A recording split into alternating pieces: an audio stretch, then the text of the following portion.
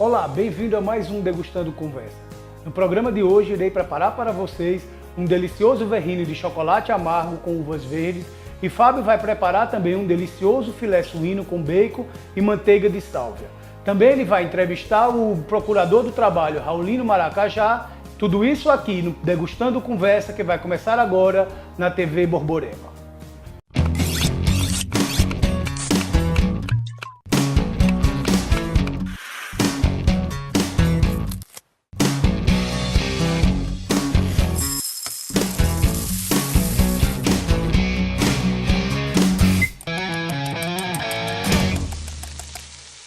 Agora nós vamos preparar uma verrine de chocolate amargo com uvas verdes e para prepararmos esse prato vamos precisar de 500 gramas de chocolate meio amargo, 500 gramas de uva verde, de preferência sem caroço, uma lata de leite condensado, uma caixa de creme de leite, 2 colheres de sopa de manteiga, rosquinhas Vitaflor e xarope de romã, 2 panelas pequenas, 2 espátulas pão duro e uma frigideira. Agora que nós já separamos os ingredientes, vamos preparar a verrine de chocolate amargo com uvas verdes. Vamos cozinhar?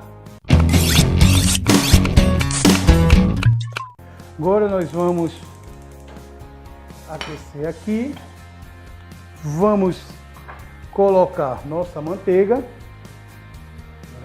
Aqui tem aproximadamente 2 colheres de manteiga que nós vamos derreter para preparar um creme de leite condensado. Você vai dar uma textura semelhante à textura do brigadeiro, né? Só esperar derreter. Enquanto vai derretendo aqui, eu já vou pegar outra panela que eu vou usar para fazer o banho-maria do chocolate. Então aqui eu vou pegar uma frigideira, uma panela.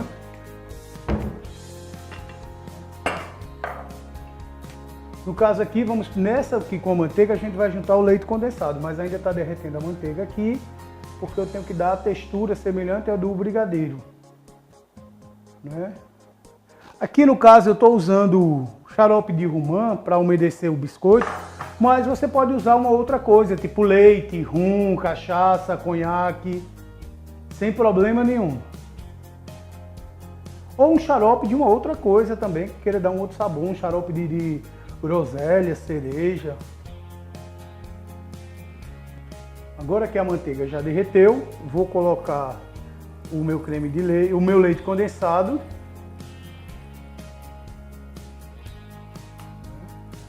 Como você pode observar.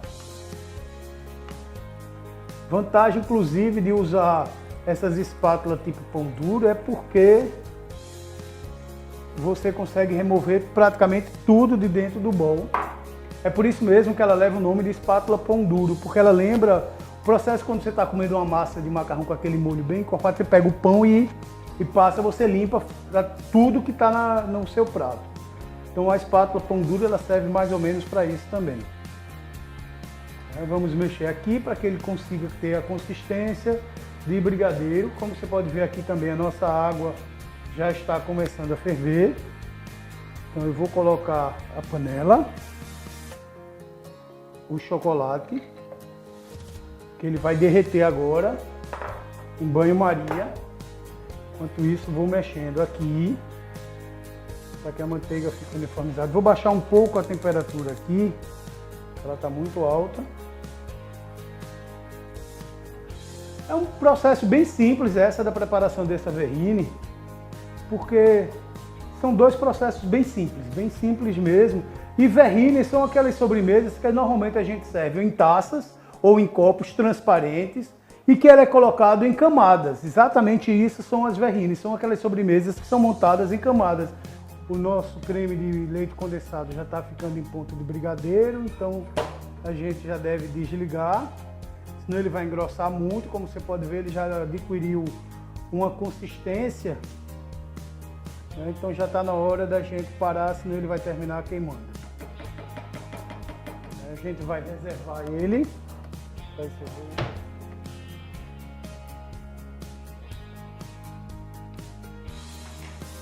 Colocar os nossos suportes.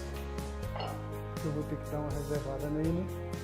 Como você está usando essas panelas de cerâmica, ela não para o cozimento. Então você tem que tirar sempre um tempo antes do horário, do tempo necessário para cozinhar, porque ela sozinha fica fazendo o cozimento. Aqui também o nosso chocolate já está quase todo derretido.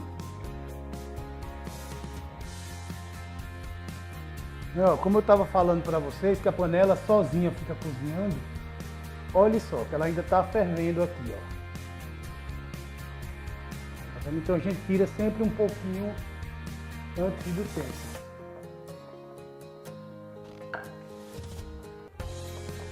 Agora que o nosso chocolate já derreteu, vou descartar essa água aqui, na necessidade dela.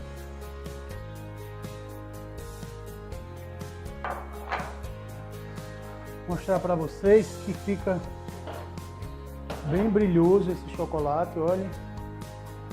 Então aqui, nessa panela que eu fiz o chocolate, eu vou acrescentar o creme de leite, né?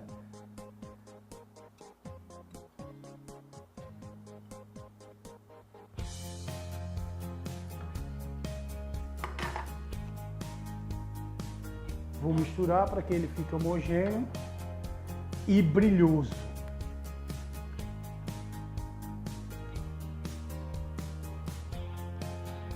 Tem que unificar para que ele fique um creme bem saboroso. Lembre de não colocar leite condensado nos dois processos, porque senão vai ficar muito doce a sua sobremesa. Então a intenção é uma coisa bem doce e uma não tão doce assim. No caso aqui, o chocolate meio amargo que a gente está usando para preparar esse creme. Como você pode ver, fica um creme espesso, bastante brilhoso, né, que vai dar uma beleza diferenciada ao nosso verrine. Com os dois cremes prontos, nós vamos poder começar a preparar a montagem da nossa verrine.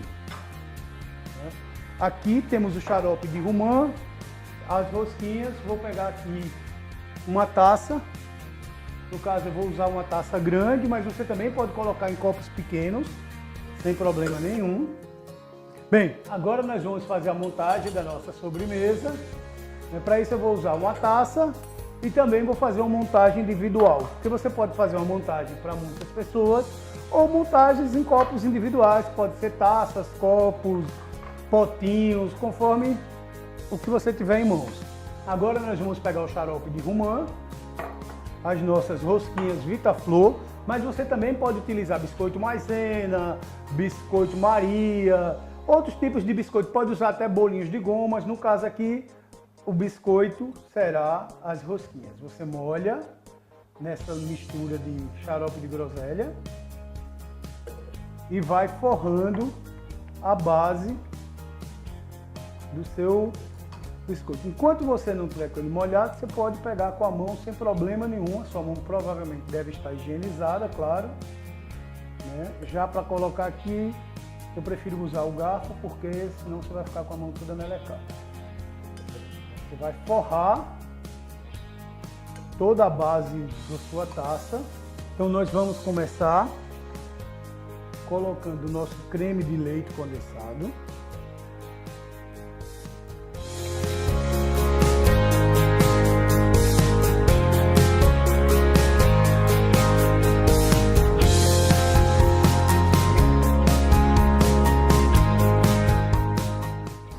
Agora nós colocaremos uma.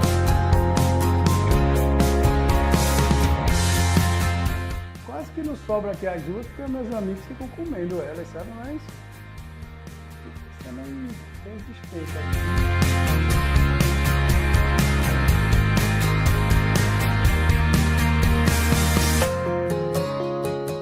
Não parece, mas essa tacinha aqui pega bastante, viu? Agora nós vamos colocar o nosso creme de chocolate meio amargo.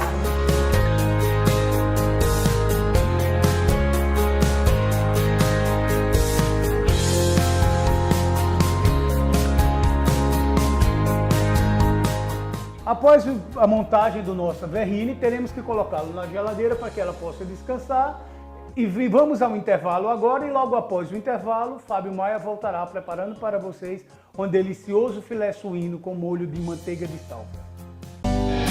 Hoje vamos fazer uma receita deliciosa de filé suíno no forno com bacon e manteiga de sálvia. Uma ótima mistura de sabor que vai aguçar o seu paladar. E para preparar, vamos precisar de 500 gramas de filé suíno, bacon em fatias, 100 gramas de manteiga, sálvia, azeite, mostarda escura, 8 batatas pequenas cozidas com casca e alecrim. Utensílios: um refratário médio, uma frigideira e uma pinça. Nosso prato de hoje harmoniza o filé suíno com a sálvia e ela traz um benefício ótimo, pois melhora a nossa performance cognitiva. E aí, vamos cozinhar? Primeiramente a gente já escolheu aqui o filé suíno. Vou passar aqui a mostarda escura, tá? Eu prefiro a mostarda escura porque ela é mais encorpada. É uma mostarda que consegue ser bem melhor absorvida no filé. A carne de porco é uma carne que, inclusive, a mostarda escura, ela tem muito da gastronomia alemã, né? E o filé suíno na verdade, o porco, né? O porco é muito presente na gastronomia alemã. E essa mostarda realmente, ela pega isso. Vou incorporar bem aqui. Agora eu vou colocar aqui pimenta. Pimenta moída de um lado. Depois pimenta moída do outro. Vou virar aqui o nosso filé.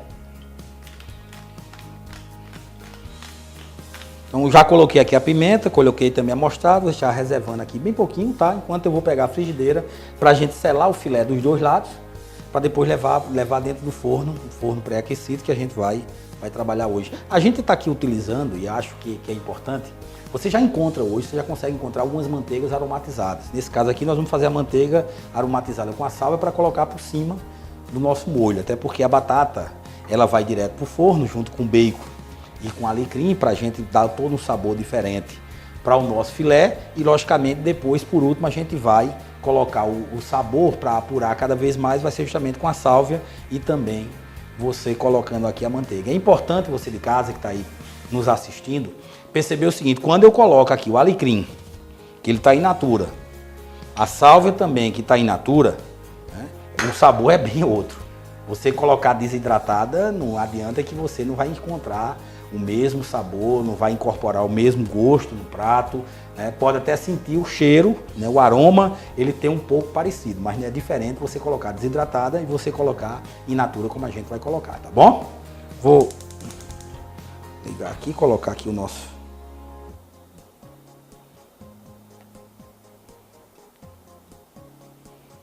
aqui azeite, deixa ela aquecer aqui um pouco para a gente colocar e selar o nosso filé suíno. Depois pega o refratário e vamos colocar no forno para ficar com todo o sabor.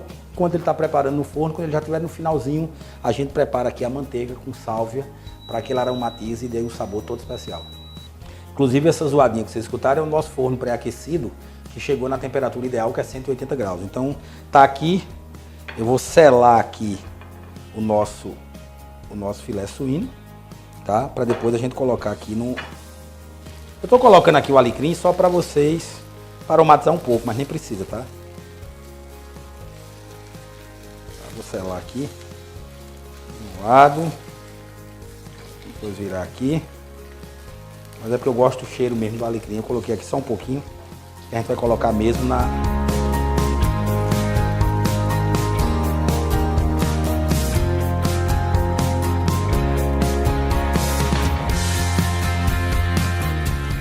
É só selar mesmo, tá? Rapidinho.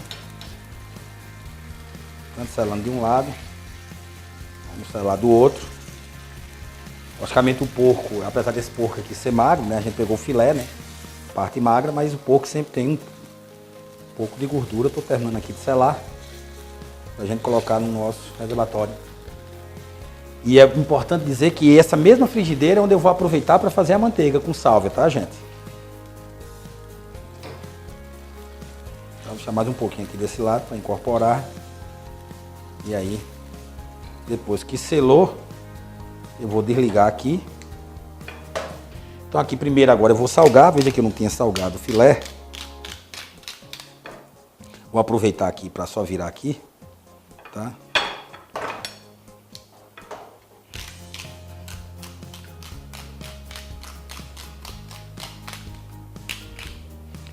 Vou colocar agora esse meu filé aqui na frigideira. Tá no refratário que diga, desculpa.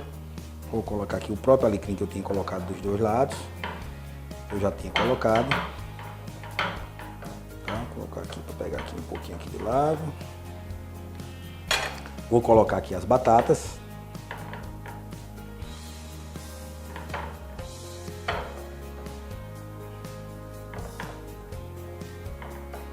Divide bem aqui dos dois lados, tá? Vou colocar aqui o bacon por cima.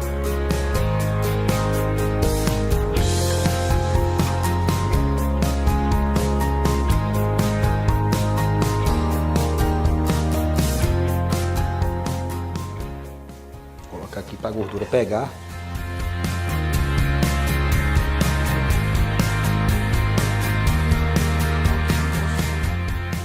Filé, depois cortar. Vou colocar aqui o alecrim por cima. As folhazinhas do alecrim para dar um sabor todo especial, mais ainda, certo?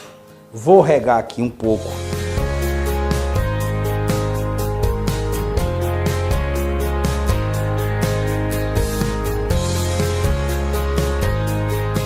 tanto as batatas como a própria gordura do porco já vai me trazer isso. Vou aqui agora levar o nosso forno, tá pré-aquecido, você veja aí o vapor vindo, tá? 220 graus, tá aqui 220 graus, 15 minutos, mas sempre é bom acompanhar. E aí o prato tá basicamente pronto pra gente servir. Precisa fazer apenas o quê? A manteiga de sálvia que eu vou preparar daqui a pouco, enquanto a gente passa os 15 minutos do filé de suíno aqui no forno. Aqui, enquanto tá concluindo lá embaixo, no nosso forno, eu vou aqui aquecer, onde a gente tinha selado o nosso filé de suíno, tá? Vou aquecer aqui para a gente ter a nossa manteiga com sálvia incorporada. Se você quiser colocar aqui um pouco de sal, enfim, um pouco mais de pimenta, tá? Ela como vai ficar por cima do prato, então você pode fazer. A gente tá deixando aqui derreter bem para colocar a nossa sálvia. Pode colocar, como eu disse para você, tanta pimenta como se quiser, um pouco. É bom perceber, a gente tem na próxima terça-feira um feriado nacional, né? Que é o Dia do Trabalhador, o Dia do Trabalho, né? É uma data importante, onde se questiona muito hoje a reforma trabalhista. A gente sempre, é uma data que traz algumas reflexões, principalmente no meio sindical, que eu participei durante muito tempo de minha vida, tá? E a gente está trazendo o convidado de hoje, Raulino Maracajá, que é o procurador do Ministério Público do Trabalho, que a gente vai bater um papo sobre isso, sobre o papel do Ministério Público do Trabalho dentro dessa relação de trabalho. E também fazer uma pergunta para o mesmo se o trabalhador teria alguma coisa hoje para comemorar depois de um período que a gente sabe que houve uma reforma trabalhista. Mas enfim, nosso convidado de hoje vai falar um pouco sobre isso e muito mais, né? Sobre o papel, sobre os projetos, enfim. A parceria que hoje existe muito forte do Ministério Público com algumas instituições, particularmente aqui de nossa cidade, o Ministério Público do Trabalho, e que acho que é um trabalho que você de casa precisa conhecer. Então estou deixando aqui a manteiga aqui ser absorvida pela sálvia, vou desligar um pouquinho aqui para reservar. Já está aqui no ponto. Agora a gente vai só tirar aqui no ponto, desculpa. A gente vai tirar o filé suíno, que também já está ficando na medida para a gente apresentar o prato e degustar hoje com o nosso convidado, e botar a manteiga de sálvia por cima. E hoje eu tenho certeza que é um prato simples e que você vai replicar aí na sua casa e para um convidado, para algum familiar ou também para um amigo. Enfim, vamos a um rápido intervalo e a gente volta com o convidado de hoje, procurador Raulino Maracajá.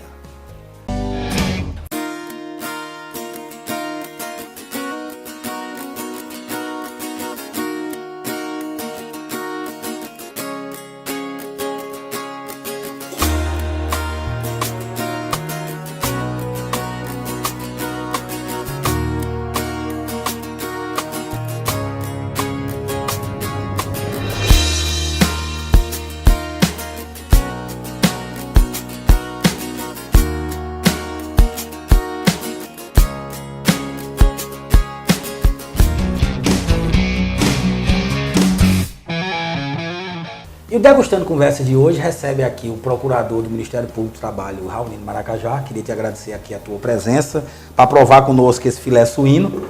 Tira aí as Raulino, nos ajude aí, por favor. Raulino, a gente primeiro sempre faz uma pergunta de praxe aqui no programa. É um programa de bate-papo e tal, a gente vai degustando esse prato. Como é você na gastronomia? Eu sou um ótimo degustador. Segundo a minha esposa, talvez eu seja o melhor. Porque ela disse que eu tenho um problema de paladar, que eu não sinto gosto, porque eu gosto de tudo. Então não tenho problema nenhum, como de tudo. Agora, para fazer, somente especiarias. Cuscuz com ovo, sanduíche e café.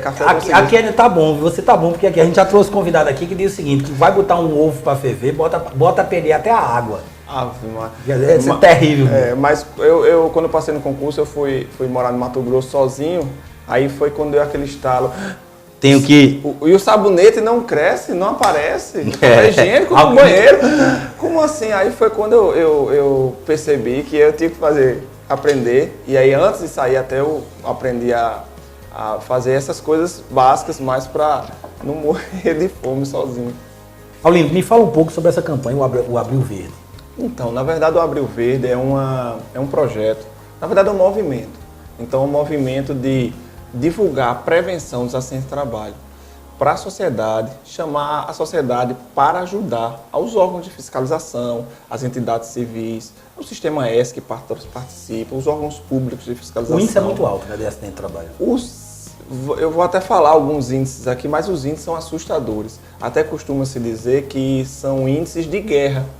E eu costumo rebater, eu digo que nem em guerra se mata tanto. Se você prestar, a OIT costuma dizer que no Brasil, a cada dia, morrem 7 trabalhadores e 36 ficam inválidos. Puxa. Quer dizer, um verdadeiro exército de pessoas que estão ficando incapacitadas para o trabalho. E quem vai sustentar tudo isso? A Previdência Social. São em benefícios previdenciários, só com benefícios previdenciários acidentários, aquele famoso auxílio acidente, são gastos no Brasil de 2012 a 2017 aproximadamente 26 bilhões de reais. É muito recurso. É muito dinheiro. Apenas com isso, tirando pensão, tirando o restante dos prejuízos que um acidente de trabalho causa. Aí às vezes a gente fica conversando e fala, não, mas isso como é se essa realidade né? fosse fora, né? Na Paraíba não é assim não. Na Paraíba, no mesmo período, de 2012 a 2017, foram gastos 130 milhões de reais. Eu tenho uma sessão especial aqui na Câmara e eu procurei alguns dados. Uma UPA, por exemplo, ela custa mais ou menos 2,5 a 3 milhões de reais. Quer dizer, quantas UPAs não poderiam ter sido construídas ao longo desse período em que foi gasto apenas com auxílio acidente? Quantas UPAs? Quantas cidades poderiam ter recebido uma UPA dessa com esse dinheiro que está indo a rala abaixo? E sem falar que a gente está falando de pais e mães de famílias. São pais e mães de famílias que estão saindo de casa para ir atrás do seu próprio sustento e não voltam, ou voltam com incapacidade que vão causar uma série de transtornos no resto da vida. E você está dando um dado importante, porque muitas vezes as pessoas não associam o acidente de trabalho, por exemplo, numa fábrica, numa indústria, vamos supor, pegando um exemplo, na construção civil, eu não sei onde é que tem a maior incidência, e acha que isso não tem interferência direta com a sua vida. E tem porque você tem todo um trabalho da Previdência Social e que muitas vezes até aquele recurso, se a gente tivesse uma precaução maior, uma prevenção, vou dizer assim, né? Não seria uma precaução, mas uma prevenção maior, você teria até mais recursos que poderiam ser direcionados para outras coisas. E com toda certeza, porque na verdade quem sustenta a Previdência somos nós. É a sociedade que sustenta a Previdência.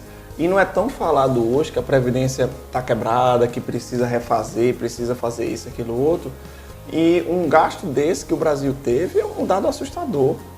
Então, assim, o Abril Verde ele vem com essa proposta de difundir, divulgar, debater com a sociedade, com todo mundo, esses dados que são alarmantes e para que as pessoas invistam cada vez mais na prevenção, nos seus setores de saúde e segurança, nas empresas. Os trabalhadores também, sindicatos dos trabalhadores também estão engajados, porque muito se fala às vezes, é o trabalhador que não quer usar o EPI, é isso, aquilo, outro, é a empresa que não quer. Ninguém, em sã consciência, quer ter um acidente na sua empresa, não. O problema não tem benefício para ninguém. Nenhum. Com esses dados aí, mais ou menos só no Brasil nesse período, foram, em relação a dias parados, dá mais de 305 bilhões de dias parados, de 2012 a 2017, só desse pessoal que foi acidentado. São 4 milhões de comunicações de acidente de trabalho feitas em 5 anos. É muita coisa. É muita coisa. No mundo, se a gente for falar no mundo, é uma morte a cada 15 segundos. Qual o país que é mais, digamos, que previne mais isso? Eita, a lista é... A lista ao contrário, eu não vou saber, não. O Brasil está em 4º lugar. O Brasil está infelizmente, está no 4º lugar. E, como eu estava conversando recentemente, a gente trabalha com dados oficiais. Só que o acidente de trabalho... Porque tem que ser comunicado, né? Se tiver uma certa gravidade, ele é comunicado. É comunicado, ou deveria ser. O problema é esse deveria ser. Como ele não vem sendo comunicado, esse dado não está sendo contabilizado e a gente perde esse dado estatístico.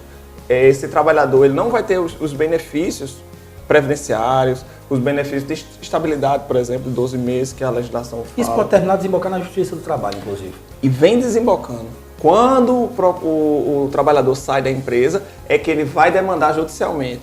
Consegue, muitas vezes, através de perícias médicas no local de trabalho, é concedida uma indenização para ele, só que esse dado não está sendo computado onde deveria estar. Então, não e às são vezes só o que recebe até nem é justo, muitas vezes, para um lado ou para outro, enfim. Termina... Justo, e não deveriam ser só 4 milhões de CATs nesse período, deveria ser muito mais. Eu teve um Abril Verde agora do Cariri, na região de Monteiro. Isso é uma campanha que é do Brasil inteiro. É do Brasil inteiro. Hoje alguns dizem que nasceu aqui na Paraíba. Exatamente. Né? Controverso, mas enfim. Mas os colegas que idealizaram participam e garantem que foi aqui e que no Paraná, talvez parece que eles conseguiram se organizar mais rápido, mas assim, a ideia idealizadora foram aqui da Paraíba. Raulino, tem muito tema pra gente conversar, né? O dia 1º de maio realmente termina instigando e esse trabalho que vocês fazem é um trabalho muito bacana, mas enfim, a gente vai ficar aqui degustando a nossa sobremesa. Quero te agradecer por estar aqui com o programa, né? E dizer que é importante que a sociedade participe dessas campanhas e que fique muito atenta a essas campanhas que são feitas, porque muitas vezes não é simplesmente você dizer que acompanha, que é isso. Mas às vezes acontece até de lado de você e muitas vezes a gente fecha os olhos e as coisas terminam acontecendo aqui no Brasil. Vamos continuar aqui o Degustando Conversa e vamos provando aqui essa sobremesa de hoje. Bem, chegamos a mais um final de programa e quero agradecer a sua companhia nessa manhã de sábado. Muito obrigado e até a próxima. Degustando Conversas. Oferecimento Visan. Rede Compras e Supermercados.